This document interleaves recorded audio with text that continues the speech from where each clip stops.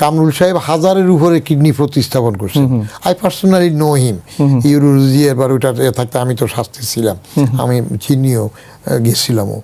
তো তার কাছে 5 লাখ টাকা চাইছে, এক দল গেছে, আরেক দল দখল করতেছে। এগুলা কিন্তু আমি গ্রামে তো এবার 2-3 বার গেলাম, দেখতেছি সামান্য মাটি ভরাট করবো বাড়ির সামনে।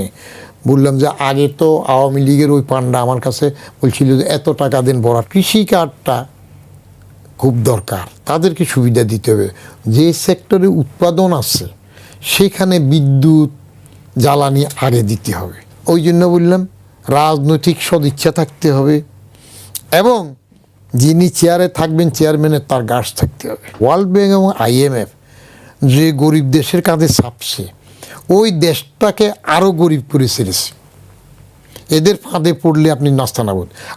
আচ্ছা, আমরা এই যে আবার যদি আসি যে বাজেট হচ্ছে, তো আপনি বলছিলেন যে আপনার নিজের সক্ষমতা অনুযায়ী, তাহলে আমাদের কি সক্ষমতা কম? আমরা তো বলছিলাম যে ইকোনমি খুব আগাচ্ছিল, মানুষ কর দেওয়ার ক্ষমতা মানুষের আছে। যেমন আমরা যদি এবার যদি স্ট্যাটিস্টিক্সটা দেখি, দেখবো যে 1,30,00,000-এর মতো TIN ধারী আছে আমাদের। রিটার্ন দিয়েছে সর্বসাকুল্যে সম্ভবত 50 লাখ, এর ভিতরে জিরো রিটার্ন আছে অনেক। এটা শেষ করে দিই, তাহলে এই যে এরা তো ট্যাক্স দেওয়ার উপযোগী, তো তারা দিচ্ছে না, তাদেরকে আপনি পাচ্ছেন না। রিটার্ন যদি 1,30,00,000 থাকে, TIN থাকে, আপনি 50 লাখের পরে বাকি 80 লাখ কোথায়? 80 লাখ কোথায়? আপনার সক্ষমতা থাকলে সে 80 লাখের রিটার্ন আপনি আনতে পারছেন না কেন? হয় আইদার সে তার TIN বন্ধ করে দিবে যে আমি ক্যাপাবল না বা আমি এলিজিবল না, আমি এই কারণে করেছিলাম, এখন আমার এটা আর রিটার্ন সাবমিট করবো না। তাহলে ওই যে তাকে যে আপনি বলছেন যে এই সেবাগুলো নেওয়ার জন্য TIN নিতে হবে, সেই সেবা নেওয়ার জন্য সে কারিকাচার করে এই TINটা নিচ্ছে, তাহলে আপনি তাকে সার্ভে করা উচিত যে সেটার জন্য ক্যাপেবল কিনা। সেটা করা হচ্ছে না, তার তো রিটার্ন জমা দিতে হবে। TIN যদি নেয় রিটার্ন জমা দেয়া কম, সেটাও তো দিচ্ছে না। ও সেটা দেয়াতে আপনি আনাতে পারছেন না, এটাই তো ব্যর্থতা। তাহলে সক্ষমতার অভাব আছে, কেমন? আর দ্বিতীয় জিনিস হইল পয়েন্টে আসলে আপনি অডিট করছেন কাকে? যারা রিটার্ন দিচ্ছে তাকে, যারা বারবার ট্যাক্স দিচ্ছে তাকে আপনি হয়রানি করছেন, তাকে ধরতেছেন, কেমন? কিন্তু যে টোটাল ট্যাক্সই দিচ্ছে না, সে কিন্তু ধরাছোঁয়ার বাইরেই থাকছে, তাকে তো আপনি আনতে পারতেছেন না। এবং কোনো সরকার চায় না। 3 উদ্দিনের সরকারও তো আমাকেই অ্যালাউ করলো না। আমি একটা জরিপ শুরু করতে চাইছিলাম প্রাথমিকভাবে, ধানমন্ডি, গুলশান, বনানী, উত্তরা, এরকম পোশ এরিয়াগুলোর থেকে হাউস টু হাউস সার্ভে। খোদ ফখরুদ্দিন সাহেব, মির্জা আজিজরাই আমাকে বললো যে কী শুরু করলেন আপনি? আমি কেন স্যার, অসুবিধা কী? মানুষ ভয় পেয়ে যাবে। আমি কেন ভয় পাবে? আমি তো রেডিও, টেলিভিশন, পত্রিকাতে আগে দিয়ে অ্যানাউন্স করব এবং টিমের মধ্যে লোকাল ওইখানকার কাউন্সিলর সাহেব থাকবেন, আমার NBR 2 জন অফিসার থাকবে, থানার 1 জন অফিসার থাকবে, আগে অ্যানাউন্স করা থাকবে কোন এলাকায় কোন দিন যাব। তাহলে ভয় পাওয়ার কী আছে? আমার লোকজন সাথে TIN নাম্বার নিয়ে যাবে। বাসা ভাড়াটা হিসাব করলেই তো আপনার ঢাকাতে প্রচুর TIN এসে যাবে। তখন ধানমন্ডিতে 2 রুমের ছোট্ট একটা বাসাও তো 20,000 টাকার বেশি। তো আপনি 12 দিয়ে গুণ করলে 2,40,000 তো বাসা ভাড়ায় আসে। তখন 2.5 লাখ টাকা ছিল ট্যাক্স ফ্রি, ওটা কি ফ্রি আসে? আপনি ড্রাইভ কতটুকু দিবেন? নিজের পায়ে নিজে দাঁড়ানোর চেষ্টা করবেন না, শুধু IM-এর পাশে ভিক্ষা চাইবেন, ওর কাছে যাবেন, এর কাছে যাবেন, তারা মাতব্বরি করবে, তাহলে তো হবে না। তো অস্ট্রিয়াটি ভিতরে করেন। তো এখন IMF-এর ডিপেন্ডেন্সি তো আমাদের আছে, একটা ঋণ অলরেডি চলছে, একটা কিস্তি মনে সামনে আসবে। IMF-এর মিটিং চলছে এখন ওয়াশিংটনে, আমাদের অর্থমন্ত্রী আছেন, আমাদের গভর্নর আছেন। তো আমরা IMF-এর কথা শুনে তাদের টাকা নেয়ার জন্য তো কয়েক বছরে তো শেখ হাসিনা চালু করে দিয়ে গেছে সেই ঋণে আমরা নিচ্ছি $4.75 বিলিয়ন। এই টাকার জন্য 4-5 বছর আমরা তাদের পিছনে লেগে আছি এবং তারা আমাদেরকে শর্ত এবং অনেক জবাব দিয়ে আমি বলবো যে আমাদের যে সেক্টরগুলোতে আমার সুযোগ দেওয়া দরকার সেইগুলোও দিতে না করছে এবং নানান চাপাচাপি করছে। এইটা কি আমরাই ডেকে আনছি? আমরা তো করছি। যেমন আমি যখন ছিলাম NBR-এর চেয়ারম্যান, IMF টিমটা আমার কাছে আসছিল।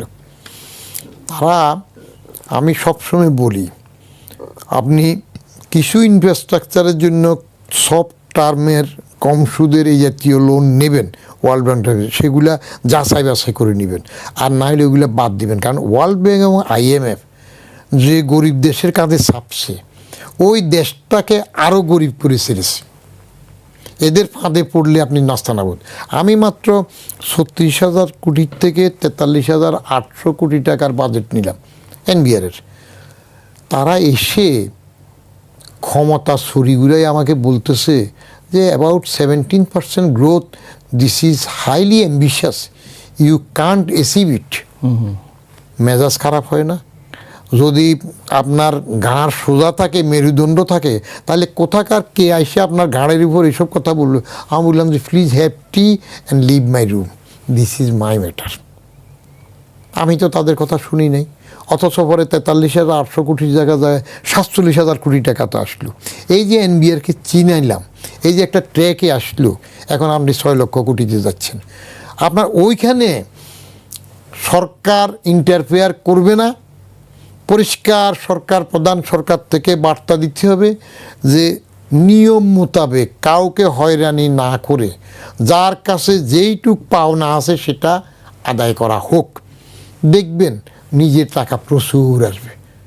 আপনি ট্যাক্স নেট বাড়ানোর জন্য গ্রামে ট্যাক্সেবল লোক আছে এখন।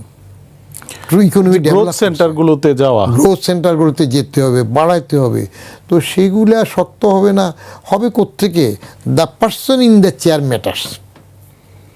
প্রত্যেক দিন আমি সবসময় বলি, এনবিআরের চেয়ারম্যান যিনি থাকবেন তার তো মা বাপ থাকবে না, তার কাজই হলো সরকারের রেভিনিউ কালেক্ট করা, সরকার যে বিধিবিধান করে দিয়েছে সেটা অনুযায়ী করা।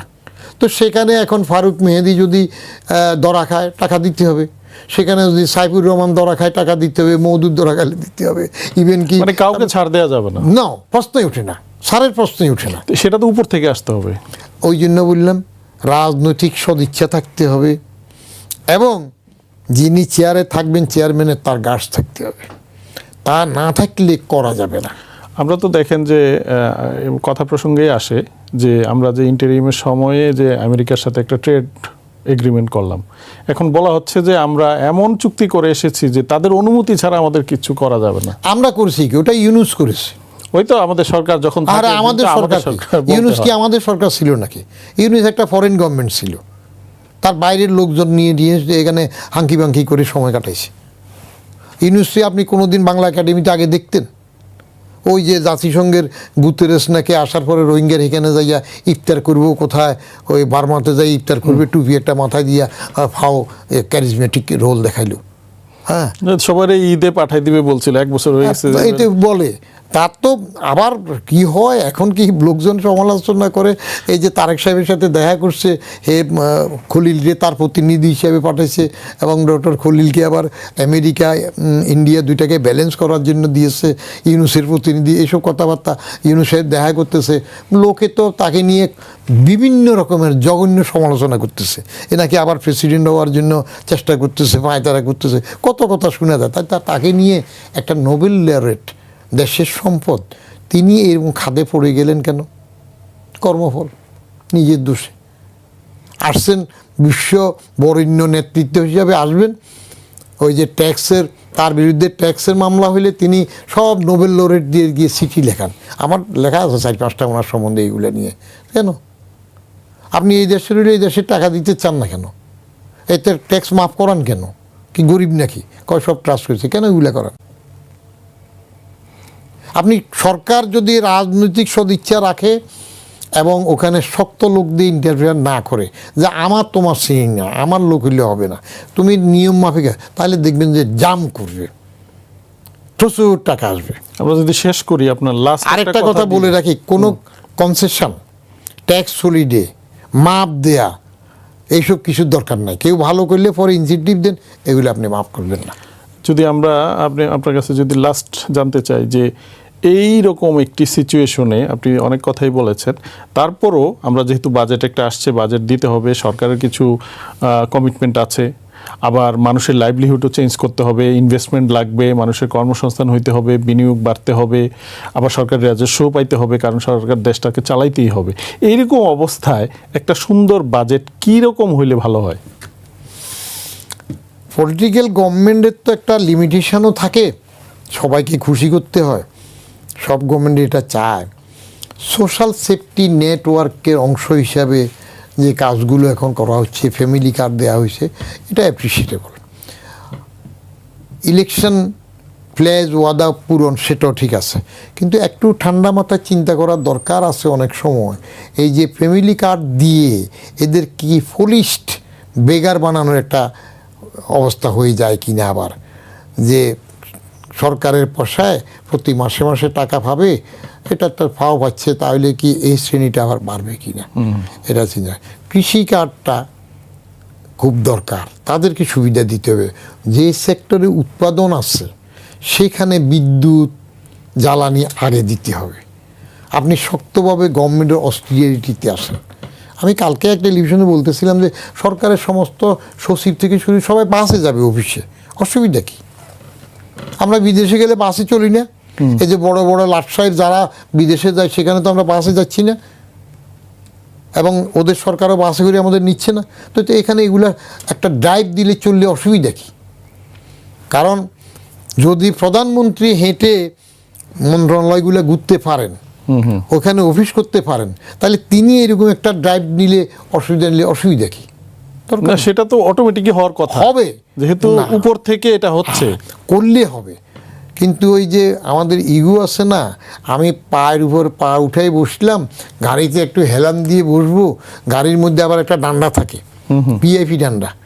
আরে কী দরকার? এত বছর পরে এই দেশের সচিব সিনিয়র জয়েন্ট সেক্রেটারির জন্য ভিআইপি ডান্ডার দরকার আছে? আমি আমার ড্রাইভারের বলছিলাম যে হওয়ার পরে, আমি বাবা এটা খুলে ফেলো না, আমার শরম লাগে এটা দেখতে।